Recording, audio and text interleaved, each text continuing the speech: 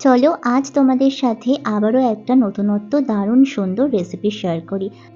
ভিডিওটি করার কোনো রকম প্ল্যানিং যেহেতু প্রথম থেকে ছিল না, তাই ভিডিওটি একটু আনম্যানেজেবল আর অনেকটা অগোছালো।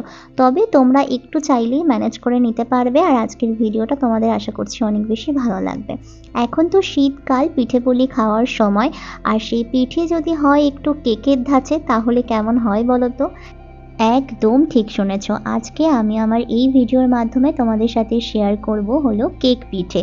দারুণ সুন্দর একটা রেসিপি, তো চলো স্টার্ট করা যাক। প্রথমেই কিন্তু এখানে 1 কাপ পরিমাণে সুজি এবং 1 কাপ পরিমাণে চালের গুঁড়ো নেওয়া হয়েছে। তার মধ্যে দিয়ে দেওয়া হয়েছে হাফ কাপ পরিমাণে চিনি। তোমরা তোমাদের টেস্ট অনুসারে বাড়িয়ে কমিয়ে দিতে পারো মিষ্টিটাকে। আমাদের কাছে এই মিষ্টিটাই বেস্ট মনে হয়েছিল, তাই আমরা এটাই দিয়েছি। আর হ্যাঁ, এটাও জানিয়ে রাখি, আজকের রেসিপিও কিন্তু একেবারেই আমার নয়, আজকের রেসিপিও কাকিমা মানে আর্যর মায়ের রেসিপি। আশা করছি তোমাদের অনেক ভালো লাগবে। আজকের এই রেসিপিটা পুরোটা দেখার অনুরোধ রইল। তারপরেই দেখো এর মধ্যে দিয়ে দেওয়া হয়েছিল কিন্তু উষ্ণ গরম দুধ। উষ্ণ গরম দুধটা দিয়ে তার মধ্যে সামান্য পরিমাণে খাবার সোডা দেওয়া হয়েছিল, যেটা কিনা এখানে স্কিপ হয়ে গিয়েছে, মানে ওই সময়ের ভিডিওটা করা হয়নি, আমি তাই মুখেই বলে দিলাম। তারপরে এটাকে একটু হালকা মিশিয়ে কিন্তু কিছুক্ষণের জন্য রেস্টে রেখে দিতে হবে। আর এই সাইডে কিন্তু লালটু মহারাজ ঘোরাঘুরি করছে, তাকেও একটু সুন্দরভাবে তোমাদের সাথে দেখিয়ে দিলাম।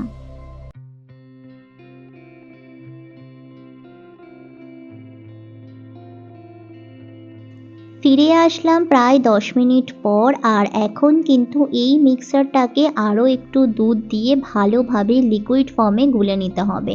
এটাকে কিন্তু খুব একটা বেশি লিকুইডও করা যাবে না, আবার খুব থকথকেও করা যাবে না। মিক্সচারটা কেমন থাকবে সেটা তোমরা এই ভিডিওটা দেখলেই বুঝে যাবে।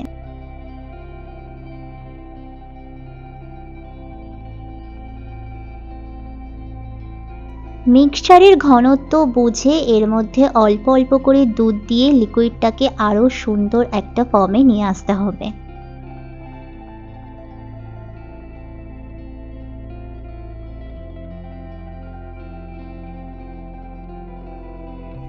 মিক্সচারটাকে যখন এমন দেখতে হয়ে যাবে, এর ঘনত্বটা ঠিক এই রকম থাকবে, আর যতটা পারবে ততটা আরও ভালোভাবে ফেটিয়ে নেবে, যাতে এর ভিতরে কোনো রকমের লাম্পস না থাকে।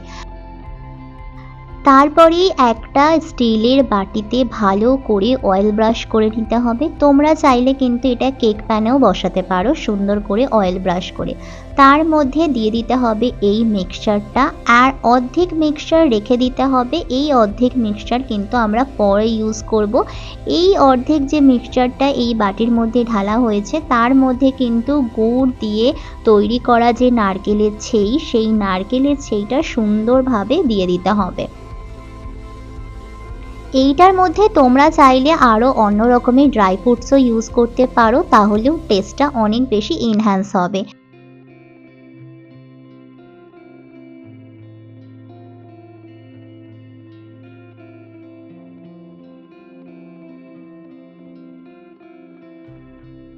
নারকেলের ছেই দিয়ে ভালোভাবে সাজানো হয়ে গেলে তারপরে কিন্তু দিয়ে দিতে হবে বাকি যে মিক্সচারটা আছে, সেই মিক্সচারটা একদম ভালো পরিমাণে কাচিয়ে কুচিয়ে দিয়ে কিন্তু এটাকে পুরো সুন্দরভাবে লেবেল করতে হবে, যাতে একটুও ফাঁক ফোকর না থাকে। যতটা সম্ভব সেটাকে পুরোটাই লেবেল করে দেওয়ার চেষ্টা করতে হবে।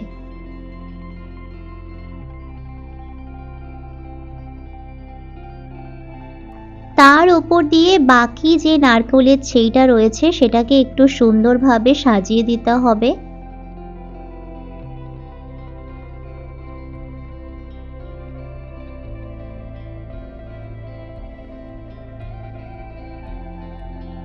তারপরেই কিন্তু এখানে গ্যাসের ওপরে গরম জল করে একটা স্ট্যান্ড বসিয়ে দেওয়া হয়েছে, আর সেই স্ট্যান্ডের ওপরেই কিন্তু এই পুরো কেকের বাটিটা বসিয়ে এটাকে ঢাকা দিয়ে মিনিট 15 সুন্দরভাবে ভাপিয়ে নিতে হবে।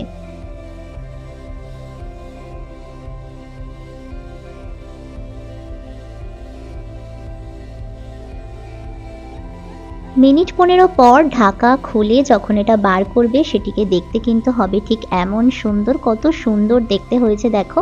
এটা কিন্তু ভীষণ ভালো টেস্ট হয়। এই শীতের মরশুমে তোমরা চাইলে কিন্তু তোমাদের বাড়ির লোকেদেরকে বানিয়ে খাওয়াতেই পারো। তো চলো আজকের ভিডিও এত অবধি।